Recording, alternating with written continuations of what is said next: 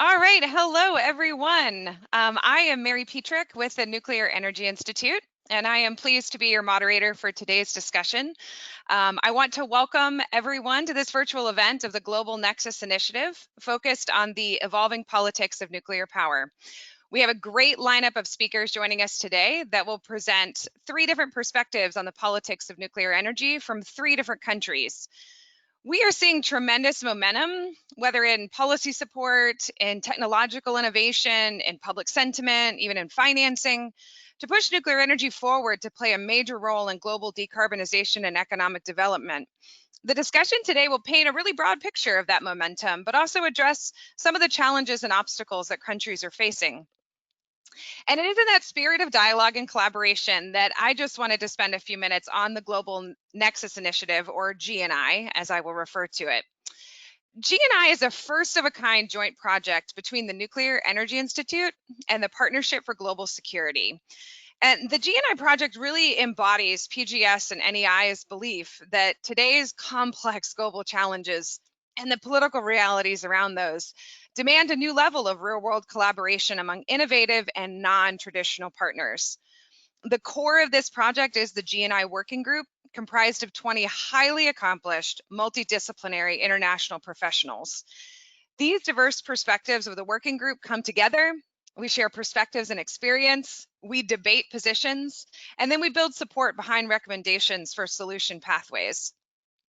GNI has really been a pioneer initiative to address the intersection of three critical issues: climate change, nuclear energy technology and deployment, and the importance of maintaining and improving global security. GNI seeks to address these critical issues by identifying the best approaches to ensuring the safe and secure use of existing and new nuclear generation, supporting clean economic growth, and protecting people and the environment. I have had the pleasure of being a part of the GNI team since its beginning in 2015, and I could not be more proud of the work accomplished thus far. The working group and project supporters have addressed some really tough issues and developed analyses and recommendations, including reports on the role and responsibility of nuclear power, a framework for advanced nuclear reactor deployment, and a groundbreaking analysis of the safeguards, security, and geopolitical implications of advanced reactors. So I would urge you, please take some time to check out www.globalnexusinitiative.org for our past reports and the latest information about the project. And I also wanted to take a moment as well to thank the MacArthur Foundation for their support of the Global Nexus Initiative project. Before I kick off with our speakers, just a few announcements about the webinar itself. Participants will remain muted throughout the entire event. You will have the opportunity to submit text questions to today's presenters by typing your questions into the question pane of the control panel. And please use the question pane, not the chat panel. They are separate, but please use the question pane in the control panel. You may send in your questions at any time, and I will address them during the Q&A at the end of today's presentations. And please note, today's webinar is being recorded, and you will receive a follow-up email with the link to view the recording. So now I'd like to move to our speakers for today. So first up, we have Spencer Nelson, professional staff member with the United States Senate Committee on Energy and Natural Resources, where he focuses on innovation, including nuclear. He comes to the committee after 4 years at ClearPath, where he was a policy program director. Spencer will be discussing the bipartisan support seen in the U.S. in recent years around small and advanced nuclear energy technology development and deployment. Spencer, it's been a big week with big announcements from your committee and a lot of work going on. So with that, the floor is yours. Yeah, absolutely. Thank you, Mary. It's great to be here talking about this. It's exciting to be able to finally share what we've been working on. I guess, it's kind of strange to be asked to speak on all of the United States history of nuclear energy from a political perspective, I admit. But I'll try to hit a couple of highlights and say where we are now and where we're going. Just another note for what I do and what my role is. So I work in Congress. For those of y'all who are not as familiar with how all these things are structured, so completely separate from the administration, and I work for Senator Murkowski, who is a senator from Alaska, who's the chairman of our committee, and I cover all of the energy innovation things. And we particularly look at what the role of the Department of Energy is in the development of energy technologies and nuclear energy. So it's a particularly specific piece that I'm focused on. And I would say one of the biggest trends that we've seen over the last few years on nuclear energy is, as Mary mentioned, how bipartisan it has become. On a more historical basis, nuclear has been seen as more of a Republican or a conservative priority, particularly because of concerns primarily from the left around waste, around safety. But I think it's been really interesting to see, especially since about 2015, that there's been a real shift from the left to have more support of nuclear without necessarily losing the support from the right for nuclear for very different reasons. Republicans and conservatives typically like nuclear because it is a very stable fuel supply. It has a lot of jobs. There's a lot of strong support from the mining industry historically as well. But because of concerns around climate change, there's a growing recognition that nuclear energy is the largest source of clean electricity in the United States right now, and that especially as we get to increasingly higher levels of clean energy and renewable energy, having a 24/7 clean energy resource is really going to help lower the cost of any kind of clean energy transition, which has really brought the left over. So we've seen this interesting union of folks working on climate change related policy who don't necessarily even agree on climate change. So what that's resulted in is a series of different initiatives and laws that have been enacted over the last couple of years to try to advance nuclear energy from this group that cares about it for security and for climate, but not necessarily both. And that's included the Nuclear Energy Innovation Capabilities Act, which authorizes demonstrations of advanced reactors in particular on federal sites. The Nuclear Energy Innovation Modernization Act, which updates regulatory structures at the Nuclear Regulatory Commission to be more performance-based and risk-informed, to try and take advantage of the fact that advanced reactors can have more passive safety features and don't necessarily fit into the same regulatory constructs as light water reactors. It's been a really big change, and I think the promise and potential for advanced reactors have been really key to that, as well as the potential climate benefits of keeping the existing fleet online. So that's been a pretty huge shift over the last 5 years, and I don't see that changing at all. It started 2015, 2016 under the Obama administration. We've seen that the Trump administration has also championed a lot of nuclear energy policies, especially through the larger nuclear security strategy that they put out to try to revitalize the front end of the fuel cycle. And because of that bipartisan nature, I think nuclear will continue to be supported under the Biden administration beginning in January too. So it's great to see this continuity of support, because historically, before there was this bipartisan agreement, nuclear was something that had a boom or bust cycle depending on which president was in office, including going completely moribund in the 90s because of President Clinton. So we expect that there's going to be continued support.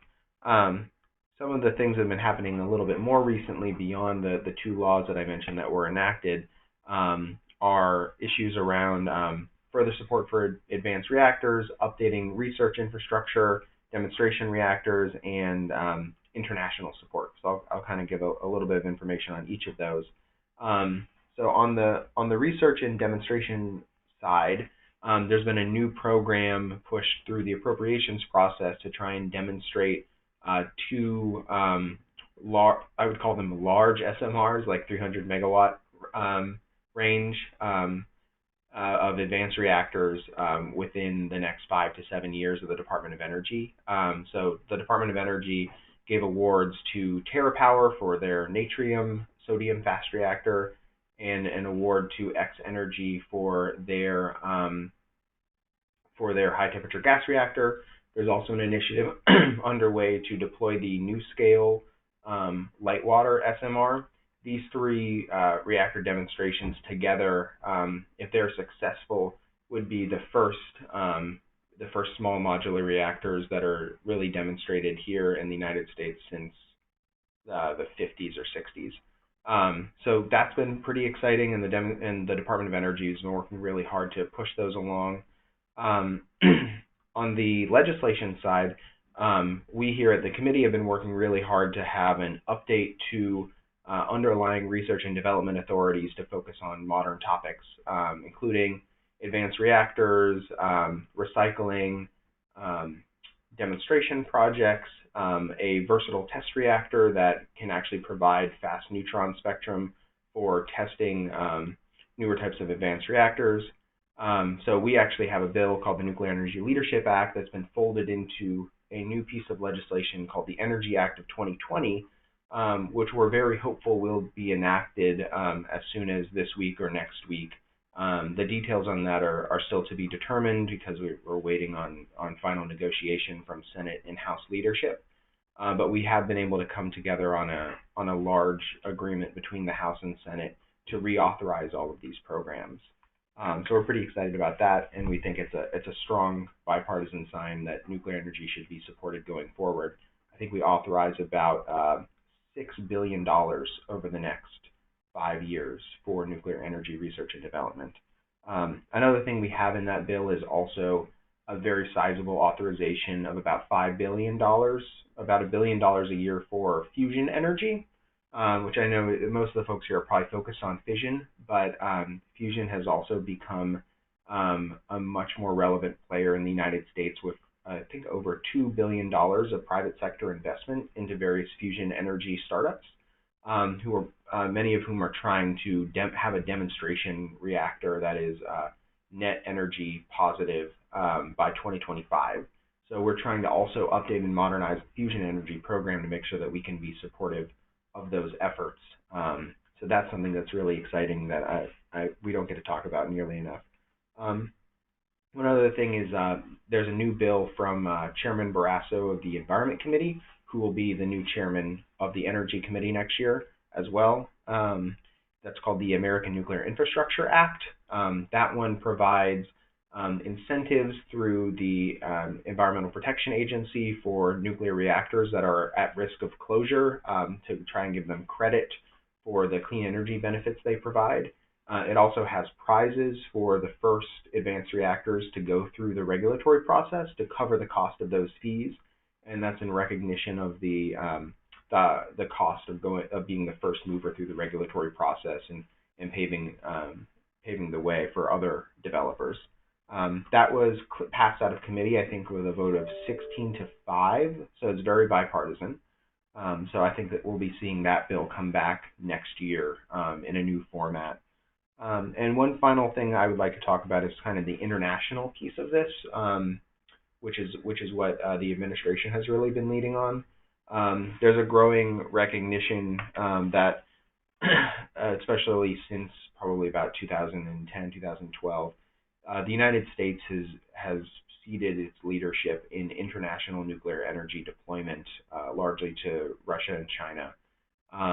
We haven't been able to provide the same level of financing support as those countries, and the AP1000 has struggled to get off the ground. That will hopefully be, those will come online in the United States next year. They've already come online in China. But we've seen a renewed commitment from this administration to enhance the role of American nuclear technology internationally and try to create new 123 agreements with other nations and new financing commitments to deploy American reactors internationally. The ultimate goal is to not have American imperialism, but to ensure that, if countries are interested in partnering with the United States, that we have a realistic offer and that we're trying to make sure that we have a competitive offer to what Russia and China have. So I know there's been a big focus on Poland and Romania and Eastern Europe. We've also seen a new partnership with South Africa on nuclear energy exports. One thing that my boss has been a leader on is trying to lift the ban on nuclear energy financing for the International Development Finance Corporation, which we were successful in, and that's now a new form of risk insurance and financing for private sector investment in foreign countries for nuclear energy projects. And they announced, I think, $2.5 billion to support the deployment of NuScale's reactor in South Africa. So I think that's a really good sign, and that's something where there's going to be a lot more growth in the years to come, is trying to re-engage on nuclear energy exports for development purposes. Let me see, what else did I have on my list here? I think that's kind of everything, and hopefully that comes across as a lot to demonstrate that this is a really active area within the energy world in the United States, and it's an area where most folks are in agreement or trying to make good things happen. Great, thank you, Spencer. I really appreciated the kind of U.S. policy update from Congress, view from Congress. Really appreciated some of your discussion at the beginning, too, about some of the drivers behind the bipartisan support and how different issues have coalesced to bring people together. That was really fascinating. Certainly going to be closely watching the Energy Act of 2020 and moving forward in the near term. A lot of things swirling in Congress, as they usually do right before Christmas. But again, I think for me, you've certainly, we've seen demonstrated a lot of significant support and movement around nuclear development in recent years. And I know for NEI, a focus for us is looking ahead is for more of those opportunities where nuclear can be that bipartisan step toward our clean energy and decarbonization goals. So really appreciate that. Let me go ahead and introduce our next speaker. And that would be Kim Rudd, and we're turning our sights north to Canada. Great. Hi, Kim. Hi. Well, it's cold right now, so yes. welcome. Actually, I think DC is headed towards some snow as well, which is a little odd for December, but you never know. Not quite as what you're probably looking at, but it is snowing right now. Right. Yeah, there you go. By way of introduction, so Kim is a consultant working with the Canadian Nuclear Association. And prior to becoming an independent consultant, Kim served as parliamentary secretary to the Minister of Natural Resources, alongside being a member of Parliament from 2015 to 2018. So here is someone who is very close to Canadian politics, very close to the politics of nuclear energy in Canada, and she'll be discussing Canada's commitment and progress on small modular reactor development. So with that, Kim, take it away. Thank you very much. And first of all, let me say how great it is to be here with my distinguished colleagues, and particular to the Global Nexus Initiative for bringing this all together. There seems to be momentum right now with a number of panels, with a number of discussions and speeches around nuclear and the future of nuclear. And I think it's a step change. It's certainly more than we've seen in the recent past. And my observation coming into this, the nuclear sector broadly, was that it has always been a relatively small sector, and it has been doing amazing work around the world, and frankly not necessarily recognized for producing clean energy and isotopes, creating good jobs, and contributing rather to economies. And we'll talk a little bit more about that. Canada, like many other countries, has benefited greatly from nuclear, from an economic perspective, from a clean energy perspective, from a clean air perspective. Ontario got rid of all their coal plants, and nuclear now provides 60% of the electricity in Ontario, and it made a difference in people with asthma, with hospital visits, and I'm just not sure all of those sort of ancillary benefits are always recognized, and I think we need to find a way to talk more about them. Canada, the US, and UK are aligned in so many areas of nuclear, and indeed we've signed MOUs to work together to accelerate the next stage of nuclear development, particularly with SMRs. And some of you may remember the Clean Energy Ministerial that took place in Vancouver in the spring of 2019. I know Kirsty was there for sure. It was the first time a Clean Energy Ministerial had nuclear on the agenda. That was a huge, it was a huge opportunity for us to be recognized, and I think it was a sign of things to come, and it was a recognition that we are part of the clean energy solution and an integral part of the fight against climate change.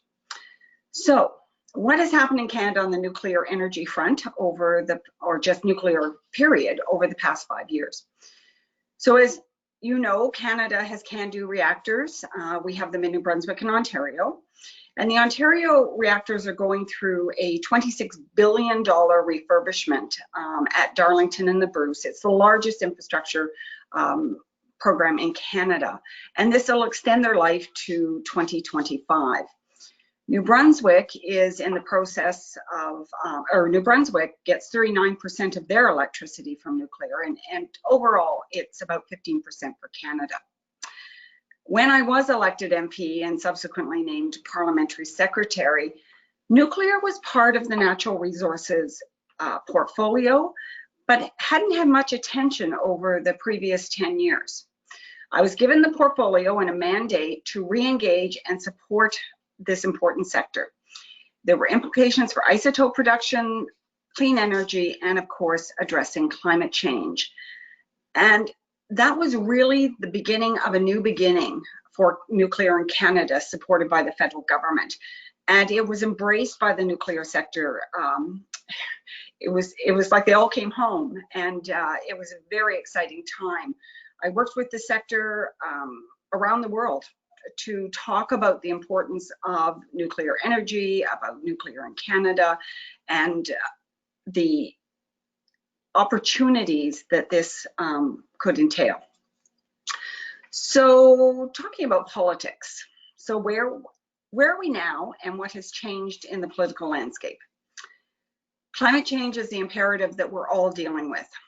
And just recently, last week, the Minister of Environment and Climate Change, the Honourable Jonathan Wilkinson, announced Canada's new bold and strengthened climate change plan, including the promise to be more aggressive at cutting greenhouse gas emissions by 2030 and getting Canada to net zero by 2050. And just by pure geography, Canada and the US are really attached at the hip. And the US and the signals that they've been sending, certainly in the past few weeks, about their commitment to engaging in a very robust and fulsome response to climate change is something that Canada welcomed and is looking forward to working on together. Later today, there will be a major announcement that more elements of the plan that the Minister of Environment made last week will be unveiled. So today is a hydrogen strategy, and as we all know, SMRs can produce electricity, thermal, and hydrogen. So we also see the hydrogen strategy as an opportunity for the nuclear sector. And as you may know, in 2018, the federal government, Natural Resources Canada, released the SMR roadmap. And very shortly, possibly within the next few days, we will release the SMR action plan, which will detail the next steps in SMR development and deployment. And of course, the government's commitment to doing that. For the first time ever in Canada, last month, nuclear was mentioned in the economic update in Parliament.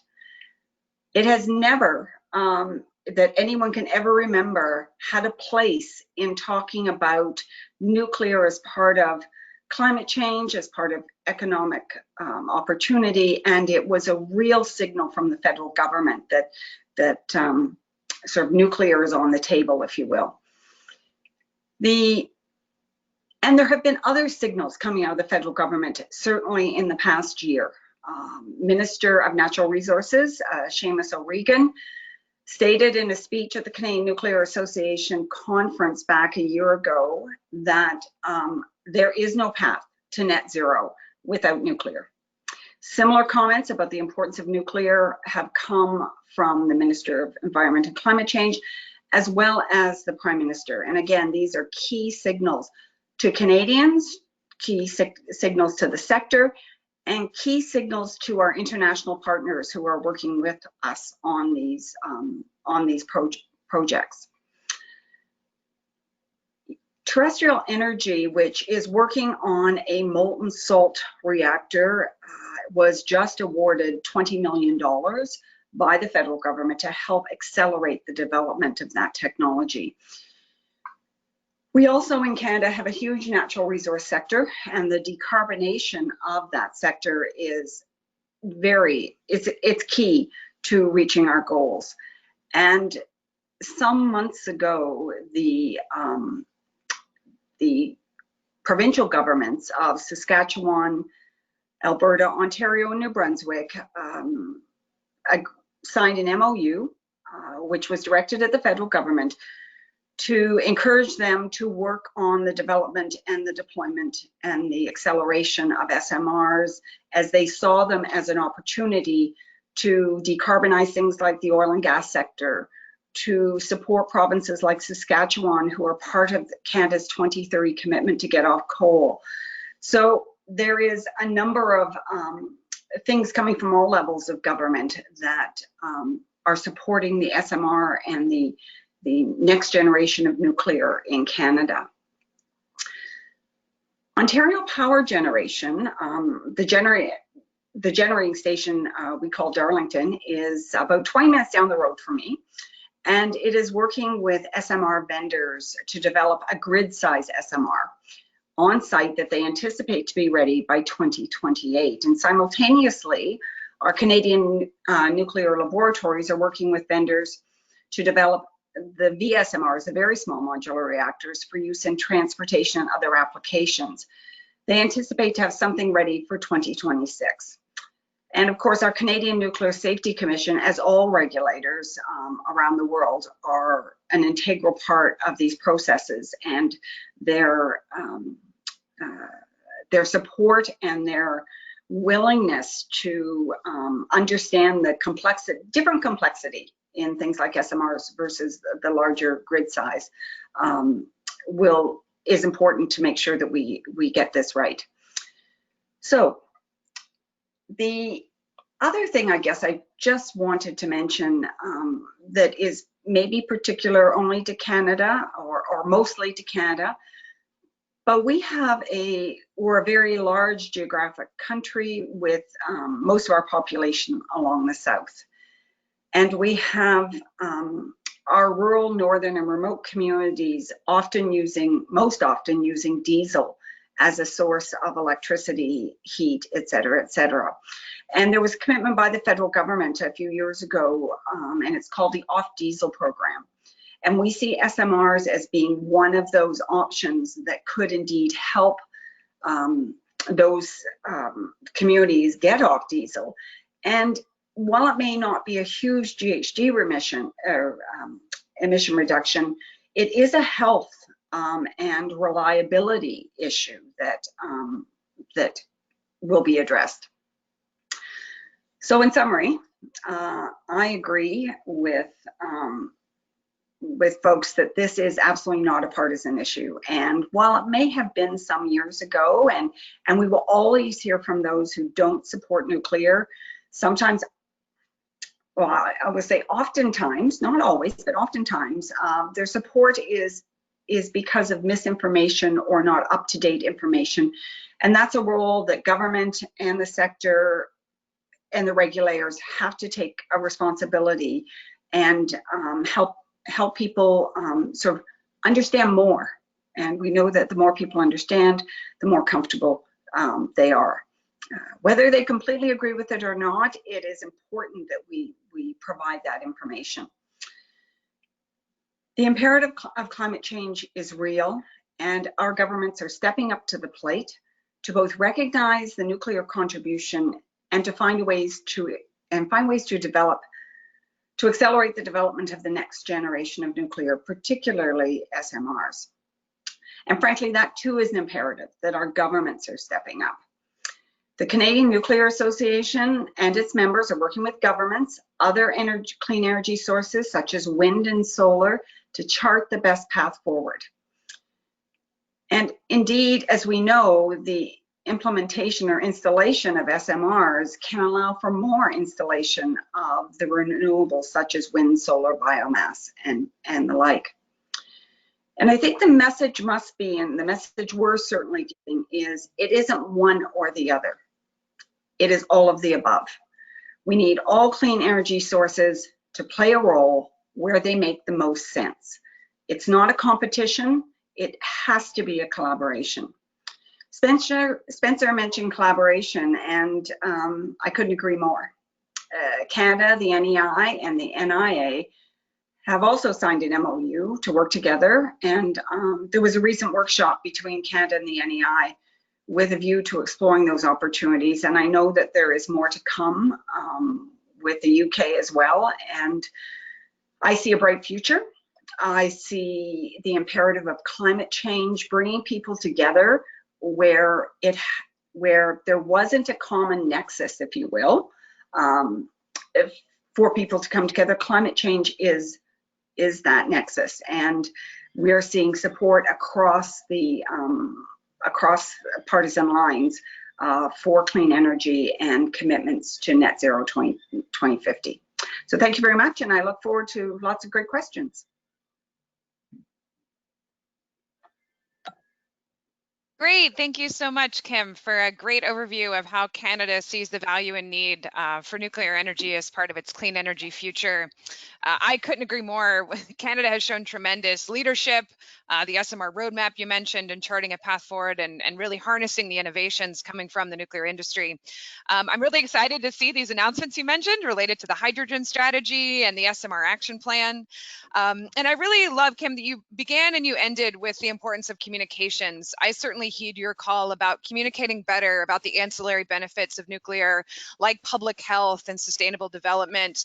You know, to me, those messages are what will really work towards broadening these diverse coalitions in the spirit of GNI that are really needed to keep up this momentum. And I especially appreciate the spirit of collaboration that is starting to thread through this session.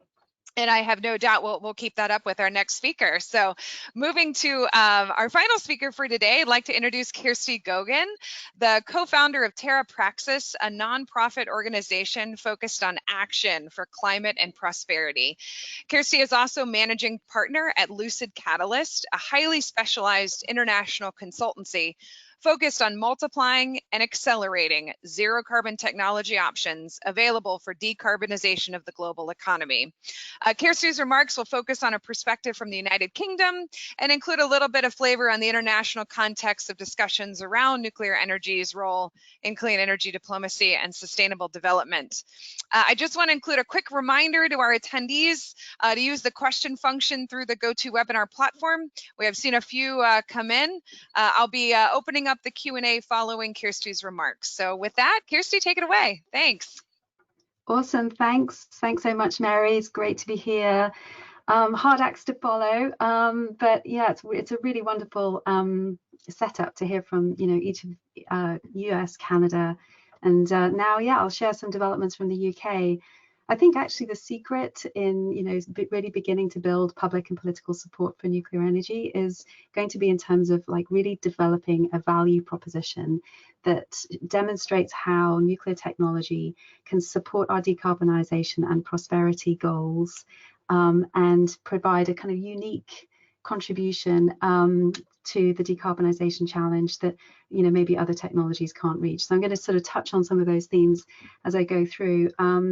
I've been fond of saying all year that we have 30 years to 2050, and have to revise that now. And actually, we've that's another year gone, everyone. We've got 29 years to 2050. So yeah, we need to get cracking here and develop a mindset of speed and scale.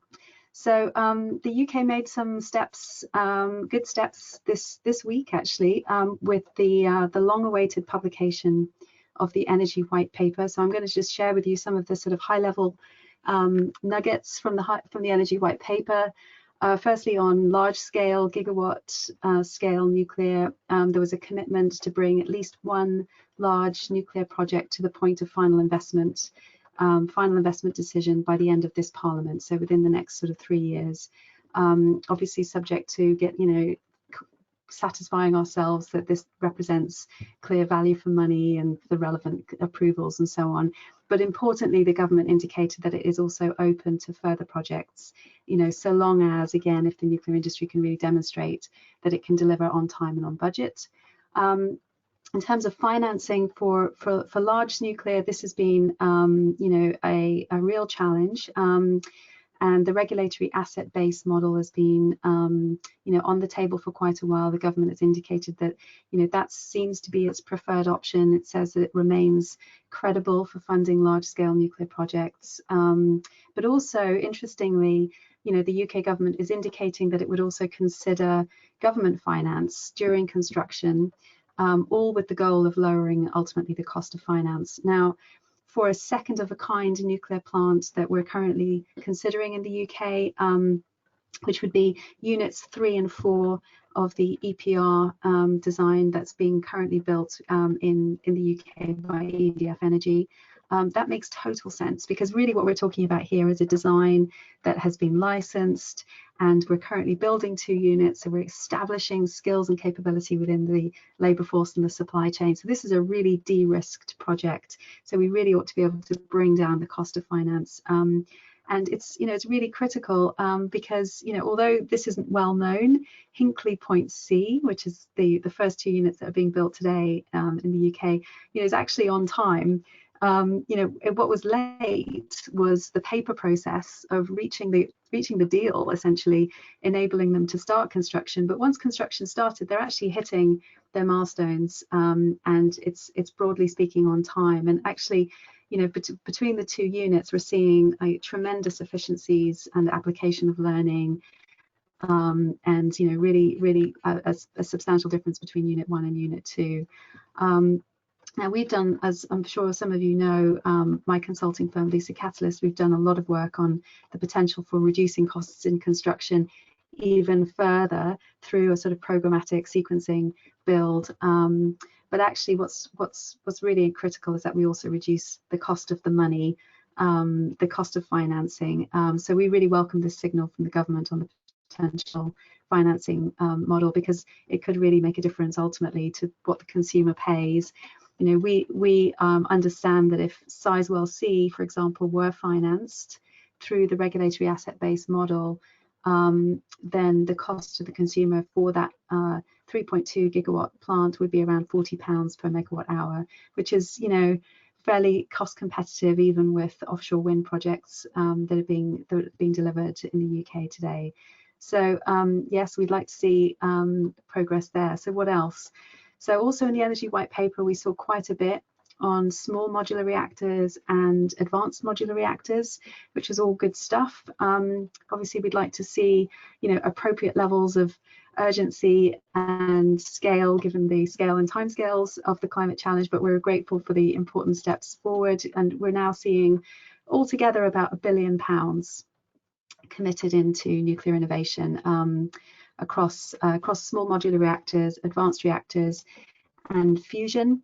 We're seeing that's the UK's goal, I guess, is to really establish skills and supply chain capability to be able to participate ultimately in a global market that's estimated to be worth as much as 400 billion even by 2035. So we're really sort of seeing governments recognizing the direction of travel here and positioning the domestic capability to be able to really participate in those global markets.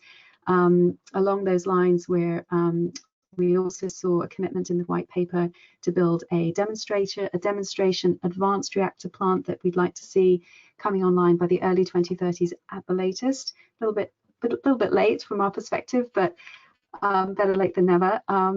And interestingly, a commercially viable fusion plant operating also by 2040, and we've seen 400 million quid committed to that new fusion program. So quite a bit really, I'd say, on large scale new build, small and advanced fission plus fusion. But there's other relevant details as well, such as, for example, coal. Now, we saw really quite an ambitious statement in the white paper related to coal closure in the UK, with a consultation launched to bring forward UK coal closure to 2024. Actually, we see really interesting potential there for synergies with the advanced heat source developers potentially repowering those coal plants. Really interesting potential to repurpose the sites and infrastructure. Our initial analysis indicates that you could, if you brought the separated, simplified nuclear island and sort of plugged it in to a coal plant, you basically take out the coal boiler and the coal, but repurpose the steam turbine and the rest of the facility, including the transmission, but without emissions. You could see enormous implications, not just in the UK, in the US, in Canada, but globally, India, China, Africa. There's 2 terawatts of coal generating right now in the world, and we just cannot assume that we're going to abandon those assets. Not only because of the prosperity that they represent in many developing countries where access to energy is absolutely fundamental to quality of life, but also the socioeconomic benefits that those plants represent. It's really a devastating prospect to just assume that you can just take out those assets from communities, not only for the jobs that they provide, but also the larger revenues that they represent in communities in the US, Canada, and elsewhere. This is also, I think, a really an interesting idea from the perspective of creating a very well-defined market for these advanced heat technologies that are being developed. And also, of course, reducing very much not only the scope of the project development, but also the regulatory scope as well, with great potential for standardization and very large-scale production of these units to repower those coal plants. Could be something really interesting to pursue, particularly with regulators around the prospects of product-based licensing, for example, which that kind of direction of travel is going to be needed to accelerate the deployment to the rates that are needed frankly, for nuclear energy to be relevant to the climate agenda. So, Mary, I wonder if you'd be kind enough to bring up my single slide, please.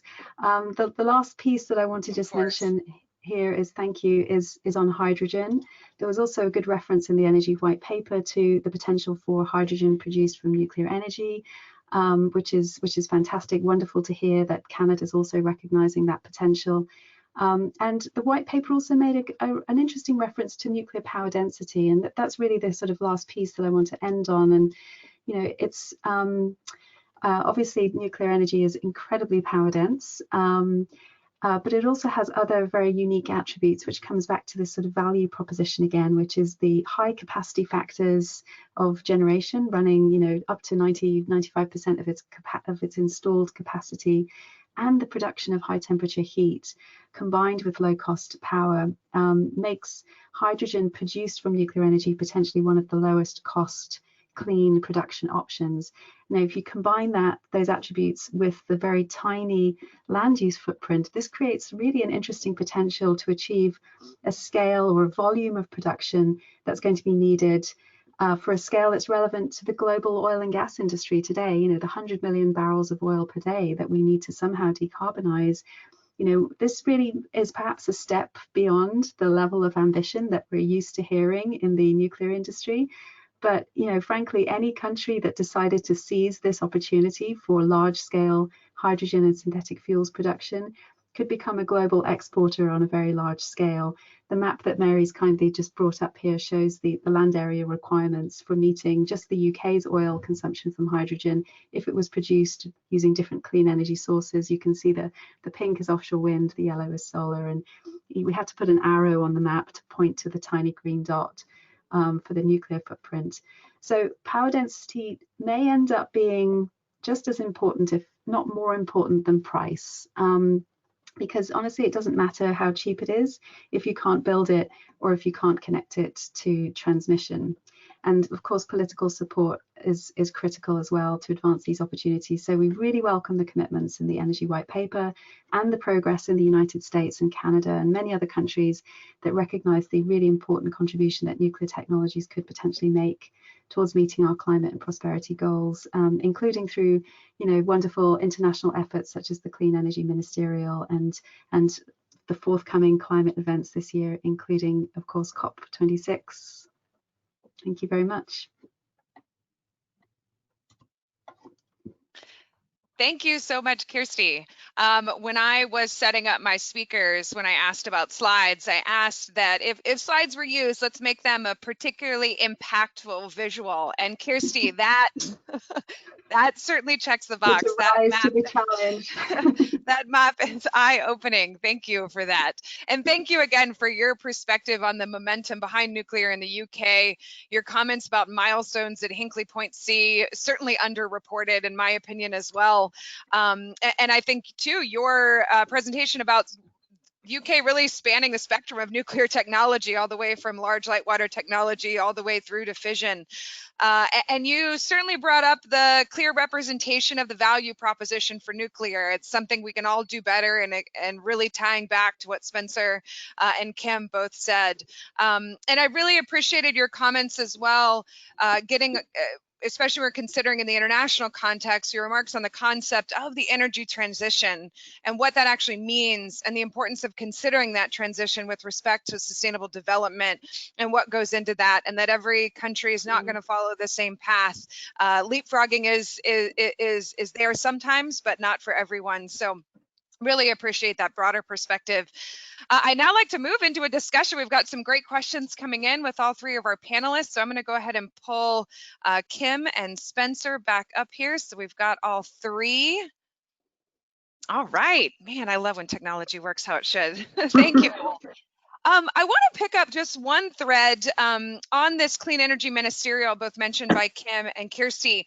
What is needed from your three perspectives on keeping up the momentum behind that? Again, we've seen nuclear appear on that agenda for the first time, but what are some of the next steps you see in that process, and how can this community and other communities keep that momentum going? Well, I'll start. Certainly during this very challenging last year, it has been difficult. I mean, the things that have come out of the Clean Energy Ministerial in the past few years that I attended was the NICE initiative, the Equal by 30. There have been a number of initiatives that have come out that have done a very good job of trying to keep that momentum going. So the elements, if you will, of the Clean Energy Ministerial. I sometimes wonder if there needs to be a refocus on what the goals and the sort of framework for the Clean Energy Ministerial is. Because when it was started a number of years ago, we were in a very different place than we are right now. And my understanding is there are some discussions around that about sort of a new view. And I look forward to that, because it is going back to our communications piece. It's partly how we get those out there, and it's important that as countries around the world who are looking at nuclear opportunities or have nuclear opportunities are all coming from the same place and have the best understanding they can of how they can reach their goals. Mm-hmm. I totally agree, Kim. I think so far the nuclear portions of the Clean Energy Ministerial have been really thought-provoking, but they haven't been tied to a lot of direct action. And I think there's a next step that we can take on collaboration between these countries, and trying to make sure that the investments we're making, that we're considering, where are our partners making investments, where are we making investments, and then how do we make sure that we're sharing information on that, so that we're not being duplicative of funding the same types of projects. One thing that I've certainly thought about is that maybe a way forward would be that we look at where we're doing these investments. Like, for example, in the United States, we're looking at microreactors for rural communities up in Alaska. Mm-hmm. I know there's a focus on mining applications, and to some degree in Canada potentially. Obviously, mm-hmm. Kirsty mentioned the UK as an industrial focused, and trying to make sure that we're saying where are the different partners doing these demonstration projects, and where are we sharing the details, and trying to better integrate the Clean Energy Ministerial and international activities with the domestic activities, so that there's overlap there. And that's where I hope we can take the Clean Energy Ministerial activities. And then beyond that, something else I forgot to mention that was also in the nuclear innovation, the Advanced Nuclear American Nuclear Infrastructure Act is, a provision that's removing the ban on foreign investment in nuclear technology in the United States for allied countries, including the UK, Canada, Germany, Japan, Korea, etc. I think that's something that we should be looking at as well. Is that we know who our allies are from the United States perspective, and we shouldn't be creating arbitrary restrictions that date from the 1950s. So that's something I think we should also be looking at, but that's a little bit separate from the clean energy ministerial aspect. Yeah, can I just build on those comments briefly? Please. Thanks. So yeah, so a couple of things. I think what was wonderful about the clean energy ministerial efforts, and we should continue to expand this, is integrating nuclear technology into the larger discourse, into the mainstream, which it's kind of shocking actually when you look back and you realize to the extent to which nuclear energy has been excluded from those discussions in the past. So we all need to make more efforts to sort of step outside of our own tribes and our own comfort zones and so on, and integrate and ultimately look at this from a whole system perspective. And I think the flexible nuclear campaign within the Nice Future Initiative was really fantastic, because it showed how nuclear energy can really complement high penetrations of renewables in future electricity grids and help support some of those challenges around the need for dispatchable clean generation to support those renewables. So this is really about looking at this from a hybrid perspective and overall energy systems perspective. How do we achieve the goal that we all care about? Clean, reliable, cheap, that's it. And it's going to eventually take a combination of diverse portfolio of technologies to do that. The other thing I would say, and I think I really support what Spencer was saying, is that the importance of much more targeted collaboration. Really are seeing where there's opportunities to leverage investments that others are making, create multiplier effects. Now, if there's one thing we've learned during the course of this really tough year, is that if we really, if we really sort of collaborate and pool our resources, we can really accelerate enormous development. And achieve great things. And the COVID vaccine is, something that we should all kind of look to. Example of incredible mobilization of science and technology and investment and policy developments to achieve outcomes. So let's seize that as we go into 2021 and accelerate those efforts in the same way. Could I add one other thing to the integrated energy systems piece that Kirsty mentioned? Yes. This is something that we recognize. The way that we do technology development in the U.S. is pretty behind on. Is that when you look at the Department of Energy, we have an Office of Nuclear and an Office of Renewables and an Office of Grid, and never the twain shall they mix. One thing that we're doing with this new Energy Act of 2020, if it is enacted, which we're still waiting to see what comes out of the leadership discussions. But one thing we worked really hard on is that we authorized a bunch of different programs within each of the different offices that with specific funding that is dedicated towards collaboration and looking at how the systems work together. So we have a nuclear integrated energy systems and a renewable integrated energy systems and a grid one. So we actually have I don't remember what the total amount of money is, but it's somewhere on the order of $100 million a year, probably, that is dedicated to looking at how systems interact rather than the individual subcomponents. So that's something that we think is really, really important to work on, as Kirsty said, because none of these things are operating in a vacuum. I think that's so awesome.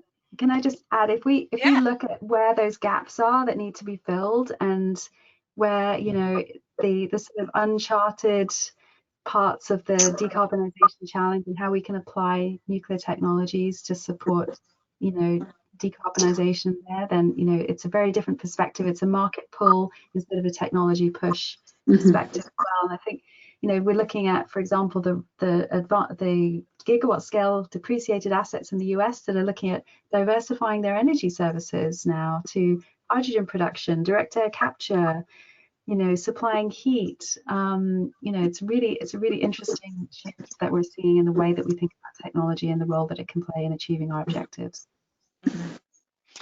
So I want to pull the thread and incorporate actually a question we got coming in from the audience. Spencer, your comments about nothing happening in a vacuum, a lot of the comments around leveraging investment and technological innovation from across the globe. There was a question that came in essentially about the EU taxonomy process ongoing right now. And I know we don't have EU representation necessarily on this this panel, but I wanted to bring that up broadly. I know. Wanted to bring that up broadly as, and folks may be aware that, you know, the EU taxonomy process is essentially trying to list what activities are sustainable and should be financed by green or sustainable funds. Nuclear waste has kind of been set aside right now, pending further reports, but they are opening a public comment period right now. I know WNA and 4Atom are preparing responses. I think NEI as well is looking at responding. But just wanted to see how you guys view that.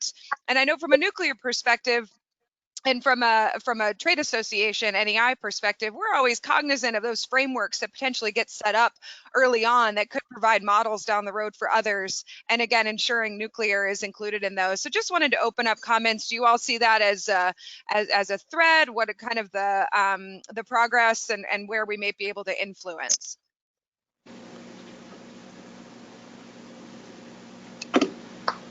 I was going to let Kirsty go first, as she's the closest. Yeah.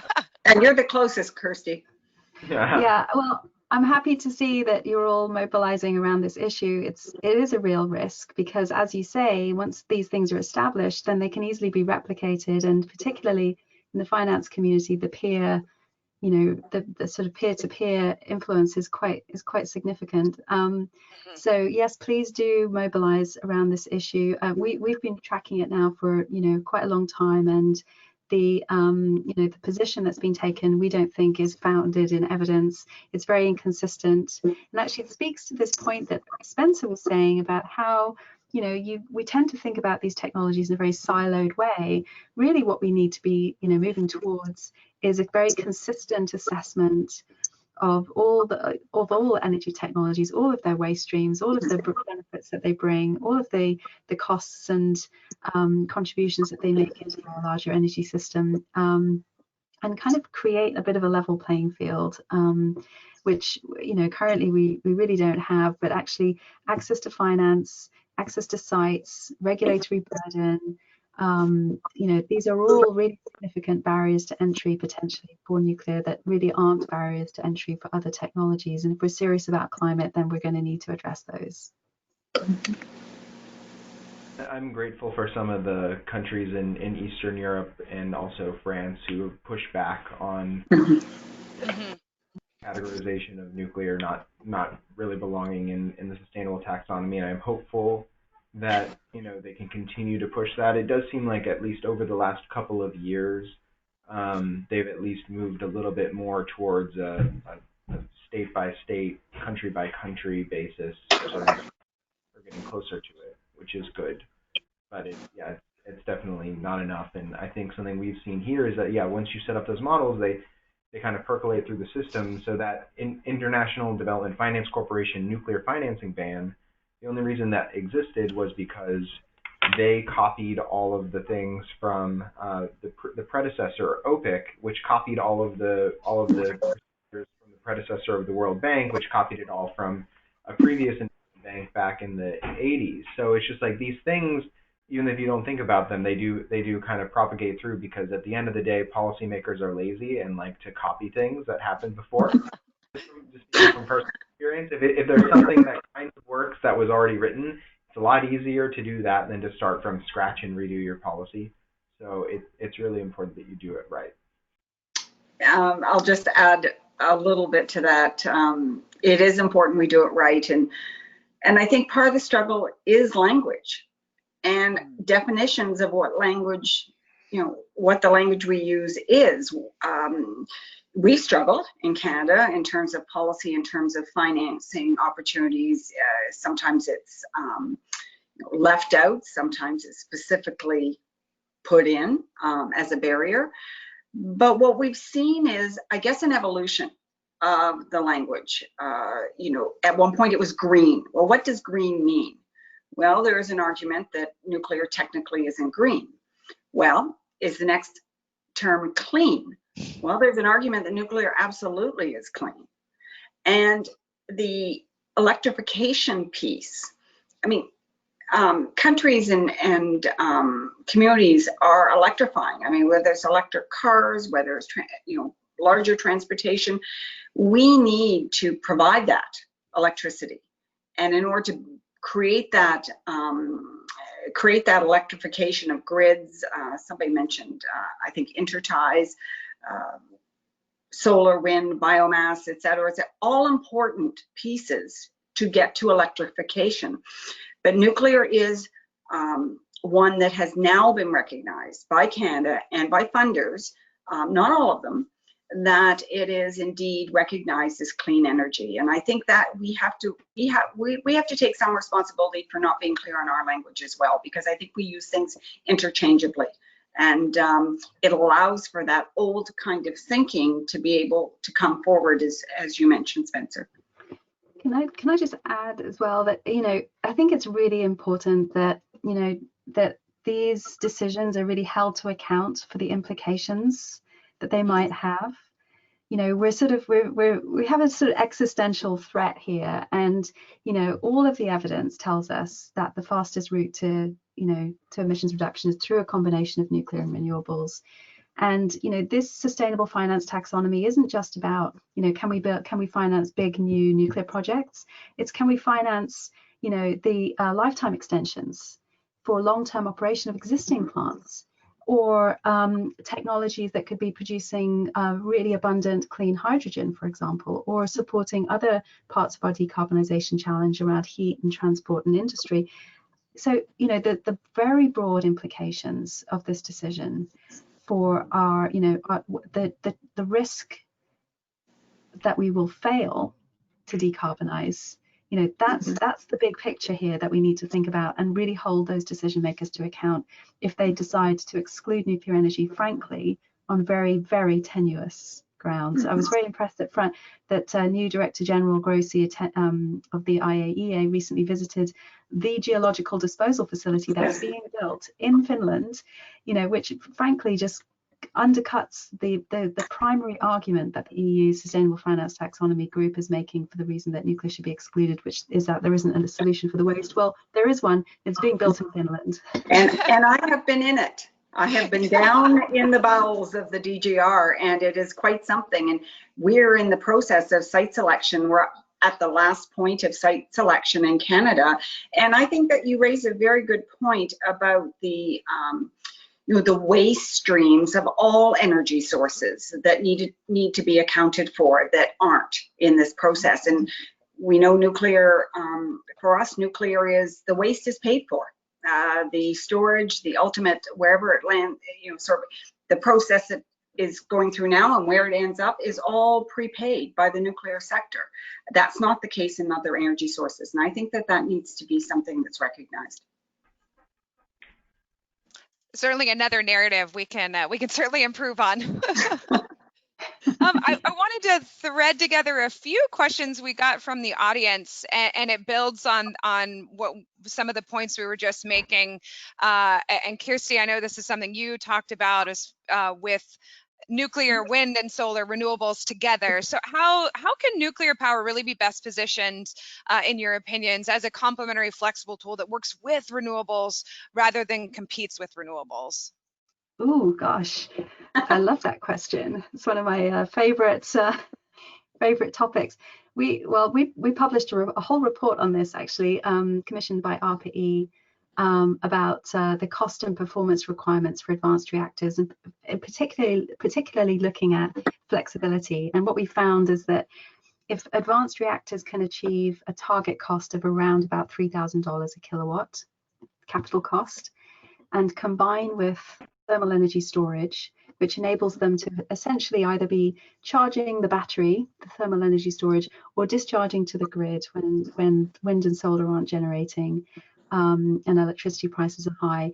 That enables a very economic generation for the nuclear plant. It can be generating to its full capacity, whilst also providing clean dispatchable power to the grid. Now that is a great product, and it will have it will have a lot of investors interested, and it will add a huge amount of value to future electricity systems. When we were talking with grid system planners and utilities and so on, and when we were devising the report, they were like, when can we buy one? You know, it really solves a tough problem for this. Where's this zero carbon, you know, load following source going to come from? So yeah, and actually now what we're seeing, which is really exciting, is commercial offerings being developed around exactly that technology configuration. And, you know, ultimately that's, you know, what we need. We need products coming to market. So good job on the policy support and the investment that's being made to enable that to happen. Yeah. And from the U.S. perspective, there's a decent amount of money going option of increasing flexibility.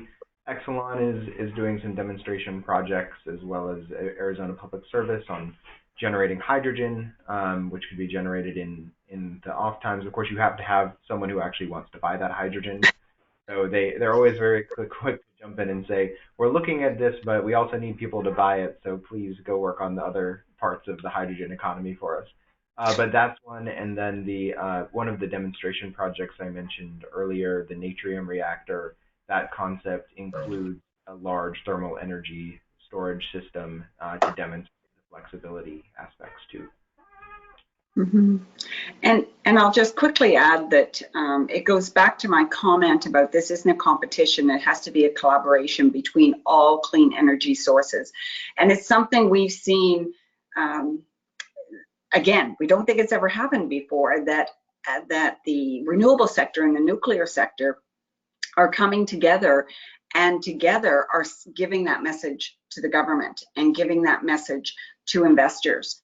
And there's a real value in that, because it is, I think traditionally, you know, sort of been one-offs, one against the other for development money, for investment, et cetera, et cetera. Now looking, as Kirsty so well put, that sort of ecosystem, as I call it, of clean energy that is possible. And I think it's a really exciting time. Mm-hmm. No, there's one really interesting theory in the UK that the new gigawatt scale plant that's being planned at Sizewell C should make hydrogen most of the time, but be available to dispatch to the grid to provide seasonal, you know, electricity generation for the Dunkelflaute, as the Germans call it, when you have a seasonal lull in wind and sun, which otherwise presents an incredible challenge for, you know, for future electricity grids with high penetrations of renewables. And, you know, if that all comes offline at once, what are you going to do? Really interesting. I know this integration and flexibility has been a central tenet of the Global Nexus Initiative project when we first set out in 2015. And when you take a look at the size of our problem and the scale of our issues, you know, keeping all those options on the table, and how do you present it in a collaborative way, not a competitive way? So Kim could not echo that more. I'm gonna one final question here coming in from the audience, just touching on public acceptance, and it's harkens back to some of the conversations we've had about communication. I mean, do we feel like the public is starting to recognize nuclear as a clean energy source? Are we seeing that? Is that I know from a U.S. perspective, Spencer, I think we are seeing some of that as it builds into this bipartisan support that we're seeing in Congress, but just wanted to touch on kind of the public acceptance angle of a lot of this from your different perspectives. I think from a U.S. perspective, there's recognition among representative government that is something we should look at, but I wouldn't go so far as to say that like every community is excited about having nuclear. So I think there's a lot of work that needs to be done on a case-by-case basis for developers to make sure that, you know, when they're looking at building these, that they're working with communities up front and first to make sure that they're comfortable. I know there's been a lot of community engagement for the NuScale project that UAMPS is looking to deploy. And I think they're demonstrating that it is possible to do this, but it takes a lot of work, and you shouldn't assume that it's going to be easy to do, or just because a government is supportive, that the community itself will be interested in having a nuclear reactor located nearby, regardless of the size or the passive safety features or any of that. So I think there's like a lot of grass tops engagement, but there still aren't a lot of people talking to actual communities. And part of that's just because like there's only 2 active development projects in the United States right now. There's the UAM's NuScale one in Idaho, and then there's the Vogel project, which is almost complete down in Georgia. So those projects have been doing a lot of engagement, but those are very specific communities, and I don't think we can paint a broad brush across the entire country. You know, I guess I would say that there are people who have not supported nuclear that are fairly strong voices and have been in the Ingo community that are now coming out and saying that nuclear is part of the solution, that there's an understanding that if the imperative is climate change, we need more than we have right now. I think, you know, the other thing, I mentioned I lived, 20 minutes from the Darlington nuclear station. I also live 45 minutes from the Pickering nuclear station. Cameco has its fuel manufacturing in my community, and we have the low-level radioactive waste cleanup, $1.2 billion for legacy waste left over from El Dorado. So nuclear kind of is my life. It really is all around me. And a lot of polling has been done about people's understanding of nuclear, what their concerns are, if they have any. I think to some degree it's generational as well. But the polling has found that those of us who live in areas where there is established nuclear and it is part of the economic driver, it is part of the community, that they're very accepting of nuclear. Now, when you get out into the areas that don't, it's our job to help familiarize people with nuclear, and people are often afraid of what they don't know. So great call to action. Yeah, that's an interesting point. So okay, a couple of things. Firstly, nuclear and renewables combined consistently polls extremely well. So support for nuclear, if you ask people on its own, it'll hover around 40-45%. Ask them if they want nuclear and renewables, it'll go up to 80%. So that's the first thing, is, that indicates people like the combination. The other thing is, like, linked to what Kim was saying, this density of nuclear is obviously a great asset in many ways, but it also means that you produce a huge amount of power with a very small footprint, and the result of that is that the vast majority of people have never actually had any kind of direct personal experience of a nuclear plant. Mm-hmm. So it's a double-edged sword, because the kind of like the mystique or whatever, the unknown, creates a bit of a vacuum, I think, that is a real challenge for the sector.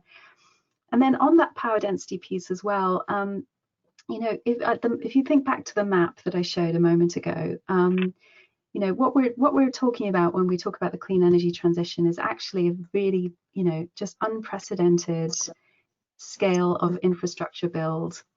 And, frankly, like as Spencer was saying, you can have a kind of macro strategic perspective, but ultimately when it comes to a project being built in your neighborhood, it really comes down to the sort of level of local support and the way that the developer engages.